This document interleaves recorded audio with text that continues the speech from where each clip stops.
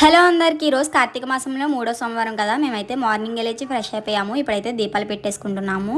మేము ఇంటి దగ్గర దీపం పెట్టేసుకున్న తర్వాత మా అమ్మ నాన్న ఎనమదూరు అభిషేకం చేయించుకోవడానికి వెళ్తున్నారు శివాలయానికి. లాస్ట్ టైం మేము అభిషేకం చేయించుకోవడానికి దక్షిణ కాశీ వెళ్ళినప్పుడు చాలా మంది కామెంట్స్ చేశారు అది ఎనమదూరు కదా అని చెప్పి. అవునండి, మేము ఎనమదూరు టెంపుల్కే వెళ్ళాము. మేము బయట దీపం పెట్టుకునే లోపు మా డాడీ ఇంట్లో పూజ కూడా కంప్లీట్ చేసేసారు. మా అమ్మ వాళ్ళు అభిషేకం చేయించుకుని వచ్చేసరికి మా తమ్ముడు స్కూల్కి లేట్ అయిపోతుందేమో అని చెప్పి ముందే కర్రీ ప్రిపేర్ చేసేసి వెళ్తున్నారు. రైస్ అయితే నేనే ప్రిపేర్ చేసేస్తాను, కర్రీ అయితే నాకు సరిగ్గా రాదని చెప్పి మా అమ్మ వండుతున్నారు. బీరకాయ పప్పు వండారు ఈ రోజు. తర్వాత అభిషేకం దగ్గరికి తీసుకెళ్లాల్సినవన్నీ సర్దేసుకుంటున్నారు. ఒత్తుల బాక్స్ లో ఉన్న నెయ్యి కిందకు వచ్చేస్తుందేమో అని చెప్పి కవర్ ప్యాక్ చేస్తున్నారు. ఇవన్నీ మా అమ్మ స్టిచ్ చేసిన క్యారీ బ్యాగ్ లో సర్దేస్తున్నారు. ఈ క్యారీ బ్యాగ్ మాకు చాలా బాగా యూజ్ అవుతుంది. అలాగే గుడిలో స్వయం పాకం ఇవ్వడం కోసం అని చెప్పి ఇవి కూడా రెడీ చేసేసుకున్నారు.